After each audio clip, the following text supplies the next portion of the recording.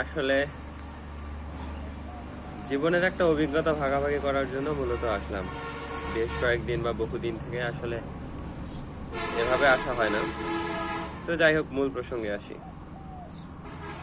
গত 8 তারিখ রাত 8টা 45 থেকে 52 মিনিটে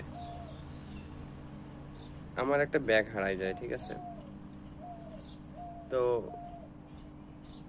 ব্যাগটা হারানোর সম্ভবত 30 সেকেন্ড বা 1 মিনিটের মধ্যে আমি আবার ফেরত যাই।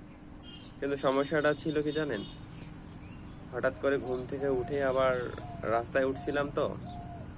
তো যখন দেখছিলাম যে ব্যাগটা নাই, তো তখন আসলে ঘুমের ঘোরটা কাটেনি, যার কারণে মানে কিভাবে ব্যাগটা পাওয়া যেত বা হয়তো সামনের কয়েকটা গাড়িকে আটকাইলে ব্যাগটা পাওয়া যেত সেটা আর মনে নাই।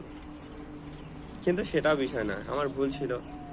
আমার কিছু মানসিক সীমাবদ্ধতা ছিল, সচেতনতার অভাব ছিল, সেটা আমি মানি, এটা আমি স্বীকার করি। কিন্তু সব থেকে মজা লাগতেছে কি জানেন, ব্যাগের মধ্যে আসলে দুটো ডায়েরি ছিল, একটা বই, দ্য প্রিজনার্স অফ জিওগ্রাফি সম্ভবত, অথবা দ্য ফিউচার অফ জিওগ্রাফি সম্ভবত, এরকম একটা বই।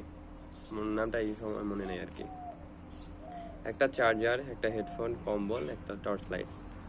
তো পুরো ব্যাগের মধ্যে বলতে গেলে মোটামুটি দামি বলে যদি কিছু থাকে, কম্বলটা, যার দাম প্রায় 1100-র মতো। হেডফোনটা 1100, সেটা 21 সালে কেনা। আর চার্জার, এই তিনটা জিনিস মূলত ওখানকার মধ্যে দামি।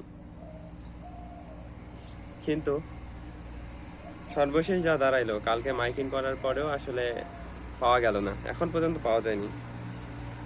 তো যাই হোক, মাইকিংয়ের সুবাদে বিভিন্ন মানুষের একটাই কথা, যে আসলে আজকের দিনে মানুষ কি আর অত ভালো আছে যে একটা জিনিস পাওয়ার পরে ফেরত দেবে।